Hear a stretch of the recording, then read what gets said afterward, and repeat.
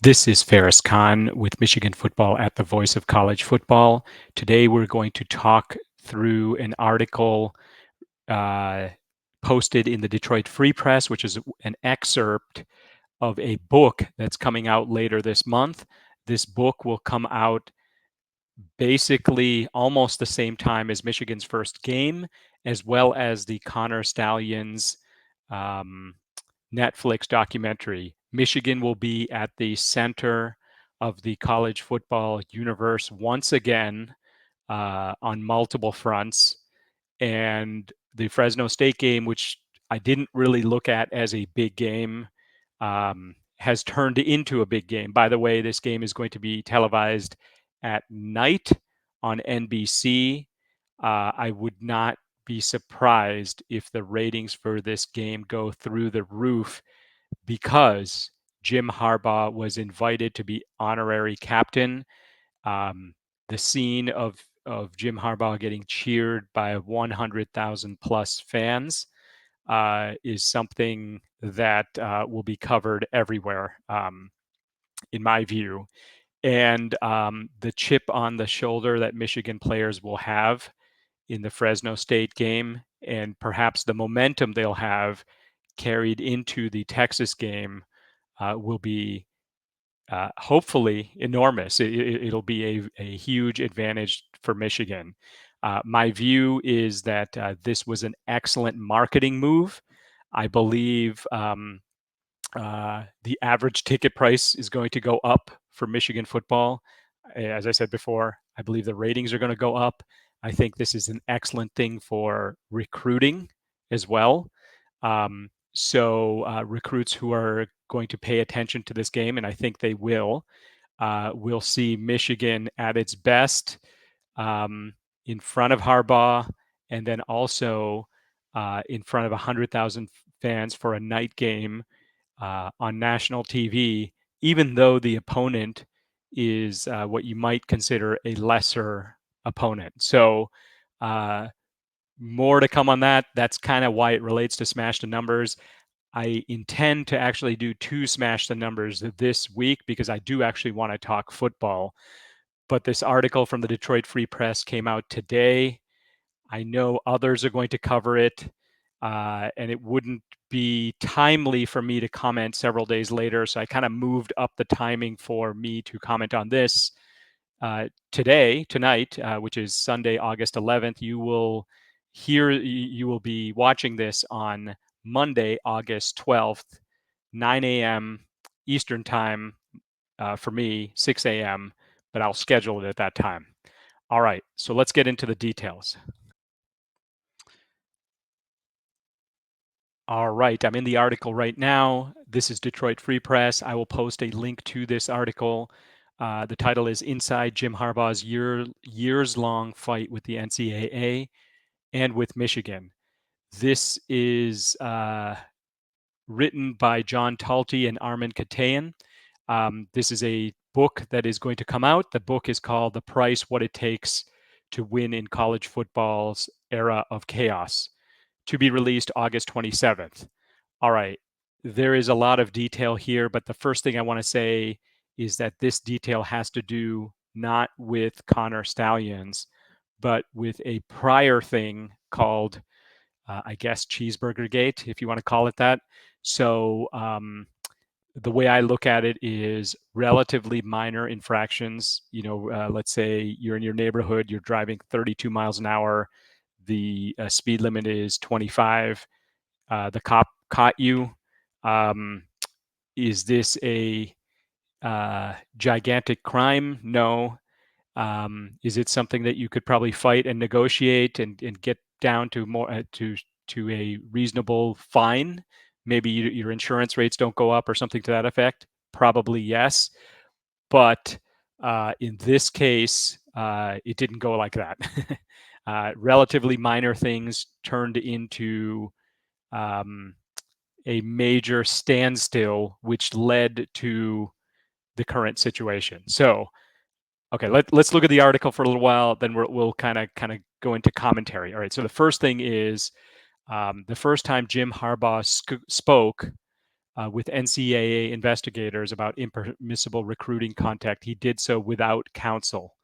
By the time Michigan submitted a 10-page memorandum, double-spaced, 11-point font, as to why neither the school nor its coaches should face any serious charges, Tom Mars, who's Jim Harbaugh's lawyer, was at his side negotiating with the association. So negotiating with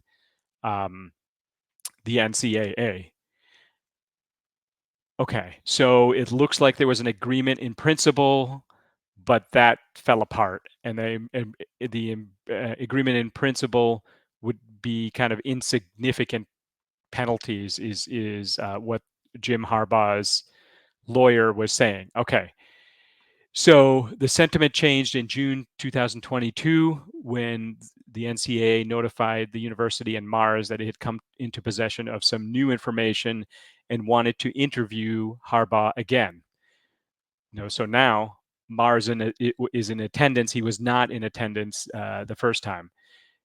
Two senior investigators were assigned to the case, a male and a female, and they asked some general questions about whether Harbaugh remembered being in the meeting with a couple of prospects and their parents in Ann Arbor on two occasions during a dead period. So a dead period is when coaches are not allowed to contact players, according to the letter of the law. Out of 130 schools in NCAA, especially during COVID, did that happen? I don't know. If I were to guess, I would say maybe half of the schools were going 32 in a 25-mile-an-hour zone, as I kind of described earlier. Can I prove that? No, but I'm just giving you my gut feel. All right. So based on past experience with the NCAA, Mars's internal Geiger counter began to tick. So I guess alert, better worry here, because literally they don't ask these kinds of questions unless they have some credible reason to believe you were there, is what he said to Harbaugh. Well, Harbaugh said, I would remember that, but I don't. Okay, so second meeting with Harbaugh. Okay, so what happened after that? So on October 4th, 2022, the investigators were back for yet another video interview 18 months after the purported meeting. And I just want to jump in here and say, do you remember what you ate for lunch and who you ate it with 18 months ago? I don't. So I just want to kind of point that out. And I am younger than Jim Harbaugh, and I don't remember. I would not remember something like that. So Mars, on high alert now, cautioned Harbaugh to be nothing but honest. If you don't remember, say you don't remember. If you do remember, say you do remember, and answer the question. So, according to the book writers, Harbaugh's lawyer basically told Harbaugh, just tell the truth in terms of your own recollection. And again, if these questions were asked of me, I would probably say I don't remember on a specific date 18 months ago who I ate lunch with in that kind of situation, probably. and Harbaugh interacts with a lot more people than I would think. So, okay. All right, let's keep going here. So this time when the investigators came calling, they had specifics. Benny's, the famous Ann Arbor diner, a Saturday in February. Okay, so Benny's Diner, also a Saturday in March. Okay, a 34-page transcript of the interview showed Harbaugh never wavered. I don't remember any of those meetings. The investigator attempting to trip Harbaugh up, spun what Mars later termed a word salad question he was forced to intercept. So most likely there was a very complex question we're talking about a diner here. And I just want to pause here and say that these same recruits drive vehicles that are, I don't know, 75,000, 100,000, more than $100,000 each. And we're talking about brunch bills or breakfast or lunch bills. Let's put it that way, right? So um, so anyway, Mars said Harbaugh didn't understand the questions. Mars said, okay, she's asking if you're lying. And Harbaugh said, no, I'm not lying. Okay, what do I believe? I believe that Harbaugh was not lying. This is his understanding of what happened. Okay, so let's keep going.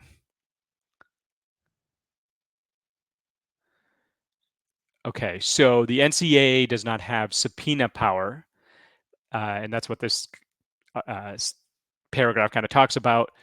And they're forced to use other tactics, teasing out information or evidence, withholding it, holding the possible loss of eligibility over a player's head, threatening a coach's suspension, basically cat and mouse is what they're saying. If you were in a civil case taking a deposition, they would show you something. Let's see if it helps your recollection. They didn't do that. So what Harbaugh's lawyer here is saying is that this is not a court of law. So the process wasn't the same, and they would actually try to help him remember in some way. They didn't really do that. So so that is something that Mars is saying. Okay. So this is where it gets a little bit interesting that I didn't really know personally. Maybe some of you did, but I didn't. There was a similar situation with Grant Newsome, who was a U of M graduate assistant. And by the way, he's a person who is flying up the charts in terms of um, uh, respect in the respect for understanding the game of football and potentially being a head coach someday with Michigan. So he was a graduate assistant at the time. He's been promoted now to offensive line coach.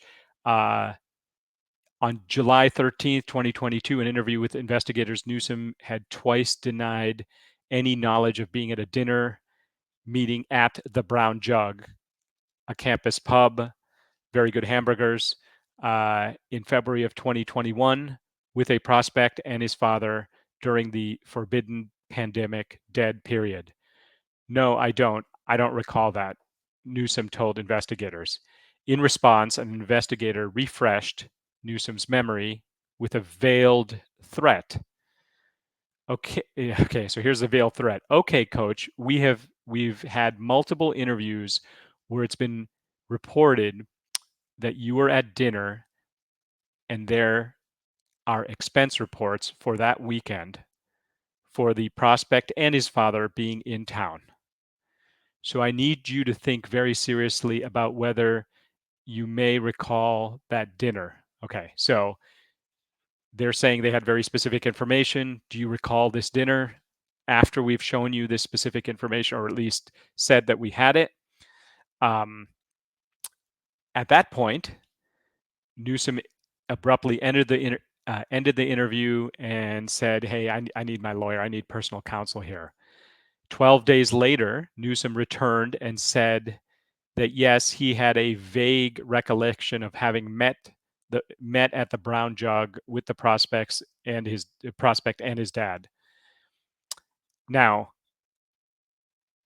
this is written as the next sentence reads, despite his attempts to mislead an investigator, Newsome later received little more than a slap on the wrist from the Committee on Infractions. Now, I'm going to say, is that really misleading the investigator, or it's like, I don't recall? He said he doesn't recall. Maybe he actually didn't recall, and when there were receipts, he probably said, okay, let me just try to triangulate this. I've got, it's 12 days later. What was I doing around that time? What's my calendar? What, could this have happened? And then he probably said, okay, yeah, I guess it did happen because even though I technically don't remember it, if there are receipts that are out there, maybe I do have a vague recollection of this. Okay, so that's at least plausible in terms of what he might have done.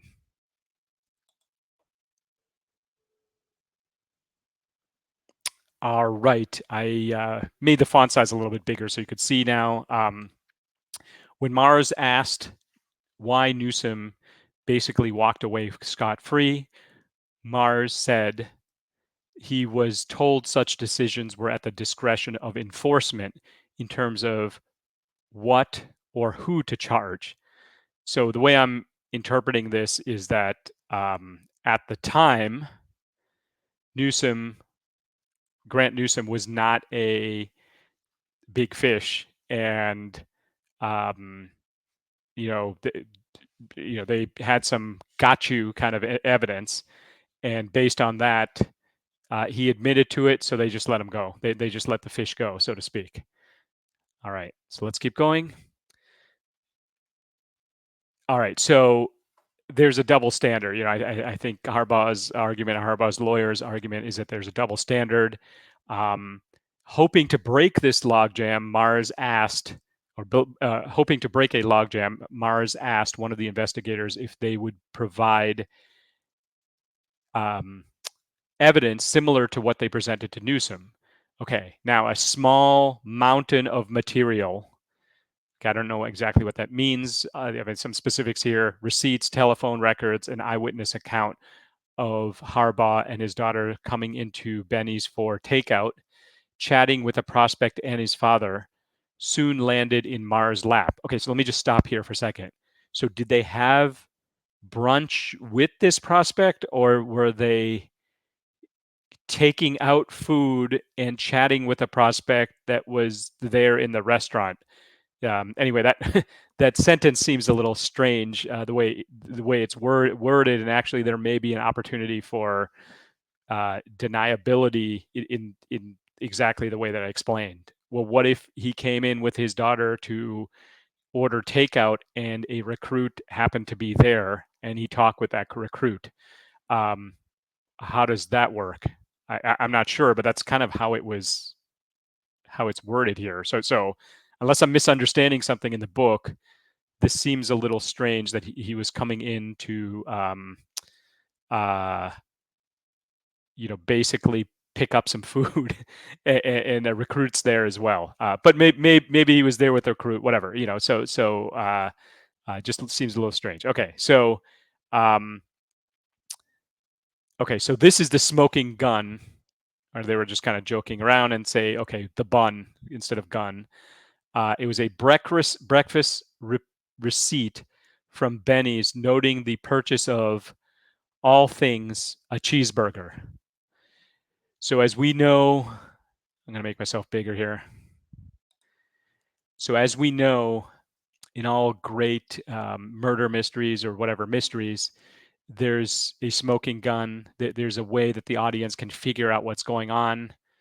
In this case, apparently, you can figure it out. You can solve the case halfway through because it was a breakfast receipt, and what was on there was a cheeseburger. All right, so I'm going to read the next couple sentences here, and you'll see what I'm talking about.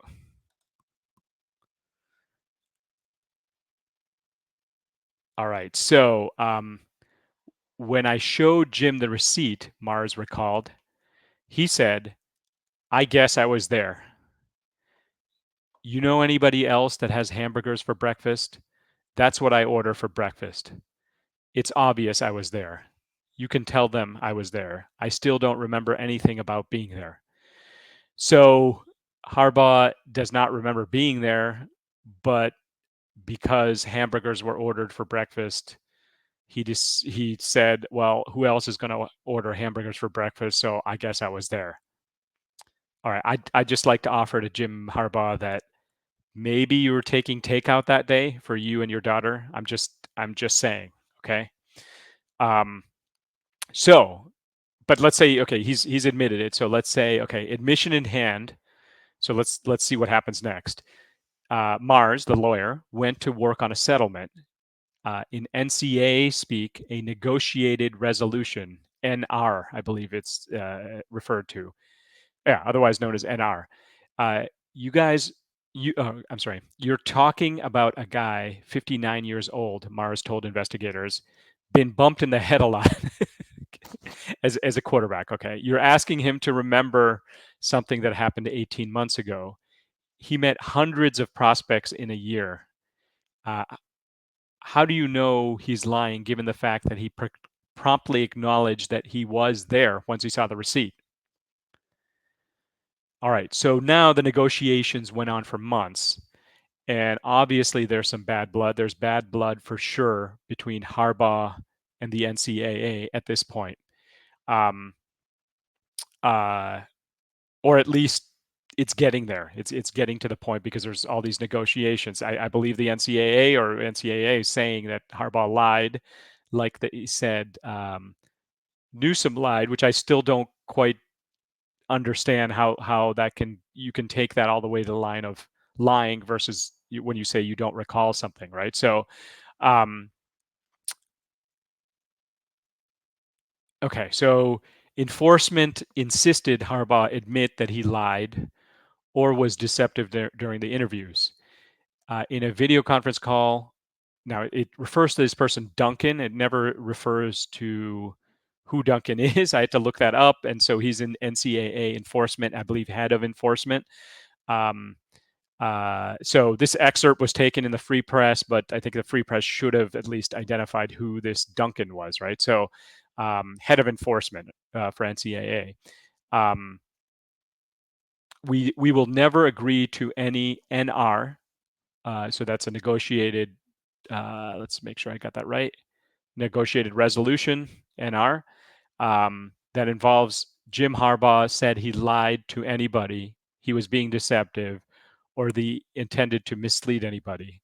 If that's a requirement of the staff, as I'm hearing as you suggest that it is, then we have nothing to talk about. Okay. So let's keep going. So the next day, Yahoo Sports national columnist Dan Wetzel said negotiations had broken down. The word impasse was used in the headline. So what happened is the NCAA head, Duncan, dashed an email off to Mars, Harbaugh's lawyer, saying that such leaks were totally unacceptable. So Duncan is saying that there was a leak and it's your fault that you leaked it, and we are mad now. Okay. So now, and not only that, they wanted the lawyer's phone records. All right. So in an attempt to cool the waters, Mars sent Duncan and his team a screenshot he had received from Wetzel 2.5 hours before the story was posted, basically informing that Mars that the story was running. Dan did not ask for comment, Mars said. I think he was just trying to make sure he wasn't off base. I was actually on a long phone call, so I really didn't have much time or interest in texting Dan about it. So Mars is saying regarding this topic, he got some preview maybe 2.5 hours early. He didn't have time to, get back to the reporter. So he wasn't really involved other than to being giving a slight preview of what's, or 2.5 hours before the article ran. Okay, so let's keep going.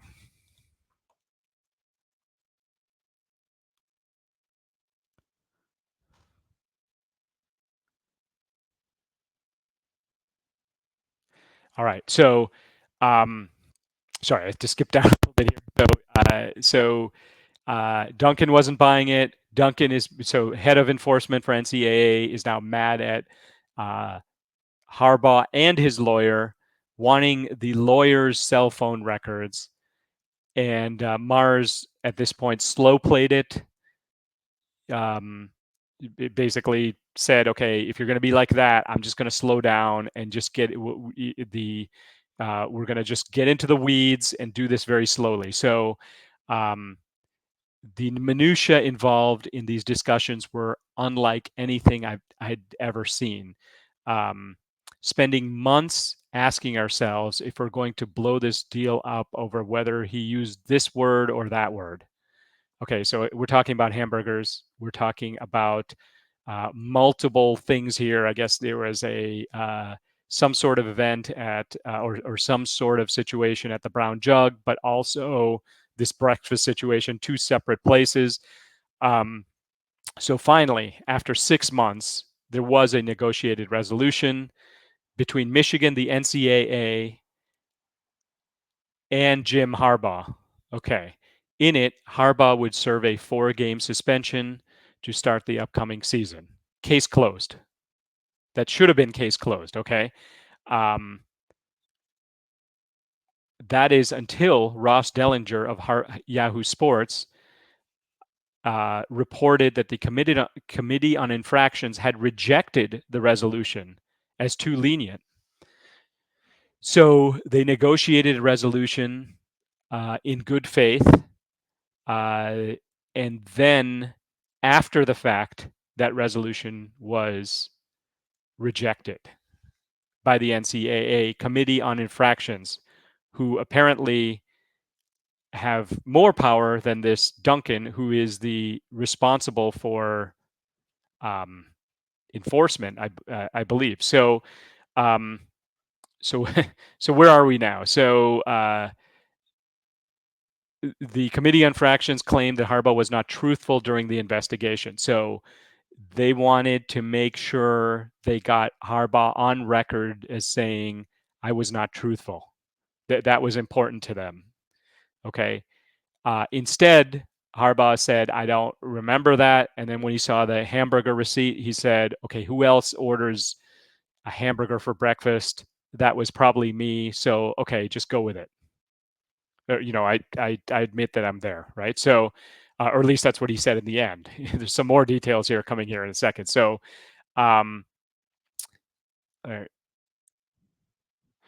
So part of this is that Ross Dellinger, Yahoo Sports, um, the NCAA was saying that Michigan was leaking for the second time information to the press. This time, Ross Dellinger, Yahoo Sports.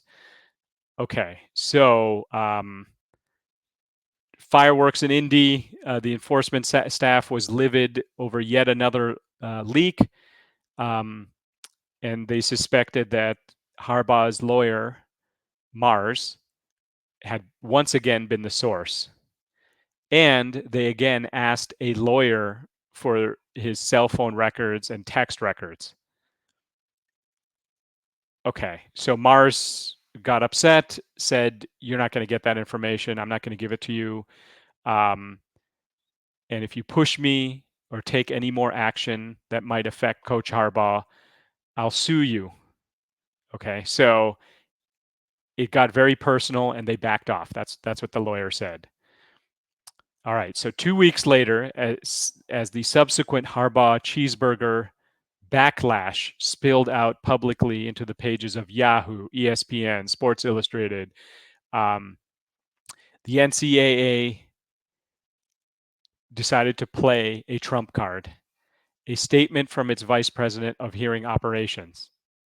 Okay, so what is this? The Michigan infractions case is related to impermissible on and off campus recruiting during the COVID-19 dead period, not a cheeseburger.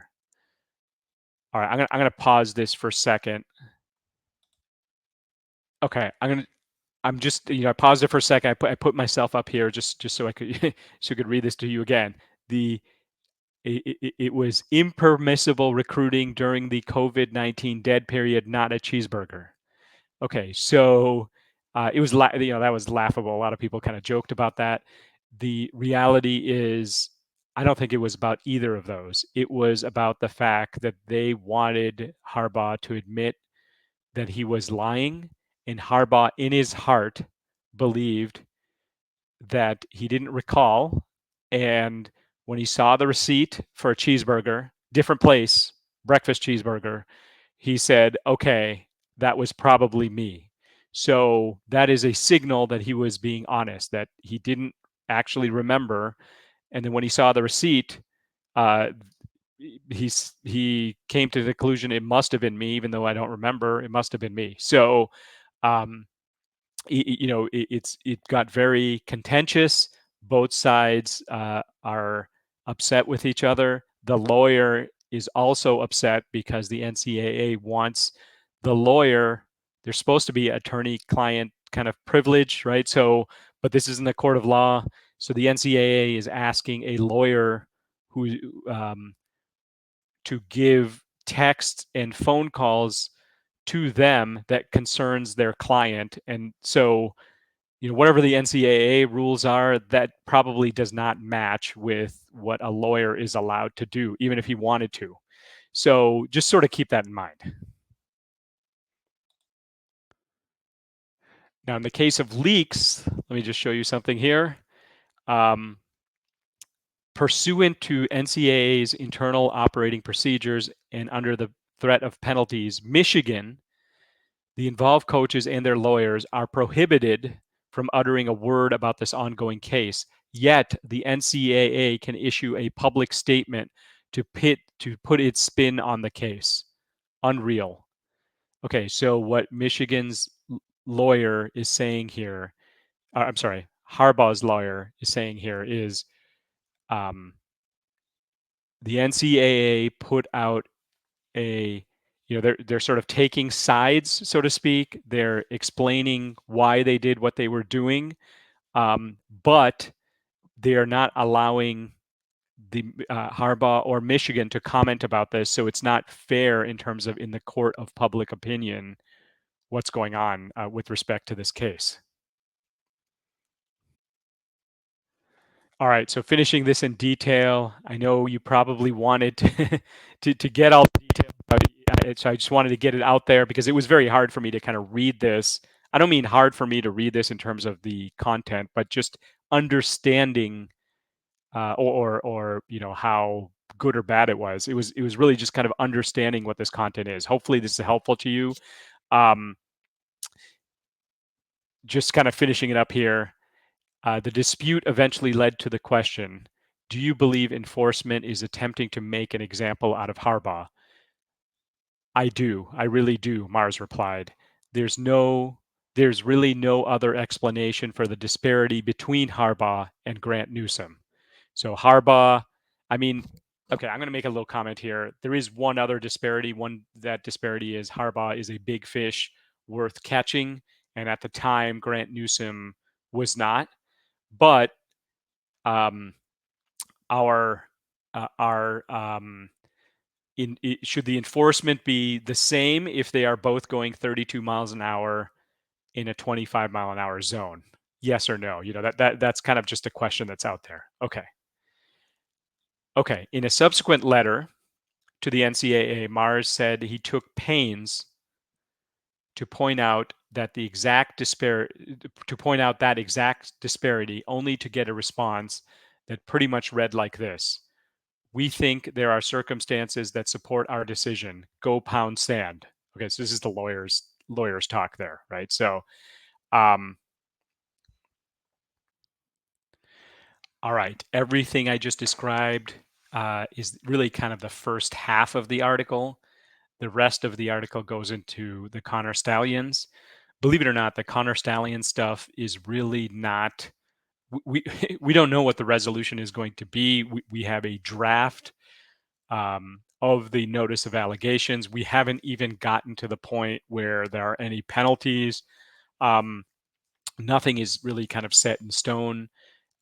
So just kind of separating this out, that first case with the hamburgers, I think what we know now is that there are two different restaurants involved, both of them involving hamburgers. Harbaugh's argument is that he doesn't recall.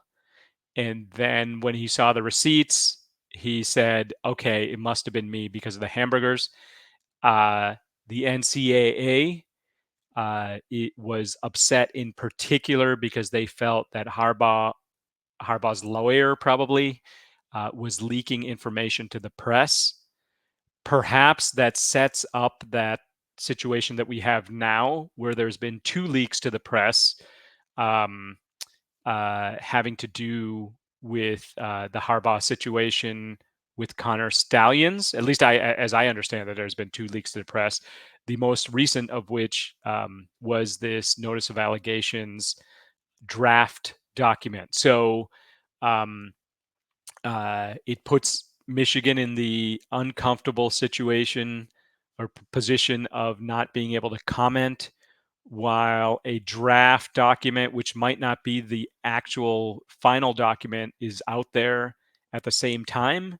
So, and people are doing all kinds of wild speculations on what that document means. My personal point of view is that the document is as big as it can get, and it's only going to narrow from there. So, for example, there might be the NCAA might be saying, "Hey, Michigan, you did A, B, C. Also, you did X, Y, and Z." Okay, well, under this A, B, C, X, Y, Z, maybe they can prove that they didn't actually do Y. So, they did A, B, C. Not sure about X, but we definitely didn't do Y. And Z, okay, we did that as well. So it could be something that's negotiated down. So what is that quote unquote Y? How the ABC X, Y, Z, but we didn't do Y? Well, it might be, for example, it might actually be the CMU game. My personal thought, if you just use logic, is that it doesn't make sense that Connor Stallions was representing Michigan in the CMU versus MSU game. Um, he put on a disguise. He even covered his shoes. He wore glasses. Some people are saying that those are Google glasses. Well, the latest version of the Google glasses, the Google Ray-Ban glasses, didn't come out until a month after the MSU game. So the fidelity of that old generation glass, there's no way that he would be able to record anything that would be that meaningful or useful. If he did want to record, why wouldn't he record 5 rows up out of camera view, TV camera view? And he could have used a 20x zoom lens. He could have snuck in a tripod, a hand tripod, something. He could have put a little thing on his baseball cap. They have like a little GoPro mount. Maybe a zoomed in camera mount on his baseball cap or something like that. With his phone, hold his head steady. He probably could have done that, right? So it doesn't make any sense that he would do that. It wouldn't also make any sense that he would have the exact CMU uniform. You can't just swing by the or coach's uniform, if you want to call it attire for the day. You can't just swing back by the bookshop and know what all the other coaches are going to wear, and then wear that too. That has to happen, I would think, with CMU involvement. Makes much more sense that that, that Connor Stallions would be subcontracting with CMU. So he's honing his craft. He's trying to get better at whatever it is that he does, and he's using the CMU game against MSU as an opportunity. So let me know what you think about that scenario. This article from the Free Press, this excerpt from the book, is quite lengthy. The rest of it, the things that have to do with Stallions, I think we know most of those things. It's important to kind of separate the two things. You've got the Hamburger-Gate, and then you've got the Stallion stuff. For those of us who thought that the hamburger thing was very excessive, I think this helps explain why the NCAA wanted Harbaugh to admit that he was lying, and Harbaugh would not admit that.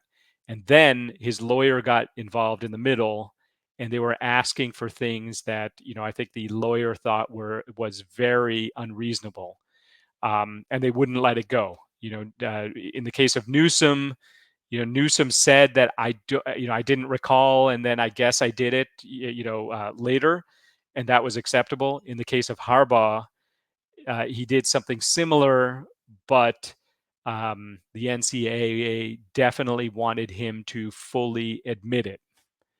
All right, let me know what your thoughts are with respect to this. I will have another Smash the Numbers. This is going to be a double header, so to speak, this week of Smash the Numbers. We're going to talk actual football. I'm going to go looking into Donovan Edwards. I'm also going to be looking into Alex Orji and what they need to do for Michigan to be successful this year.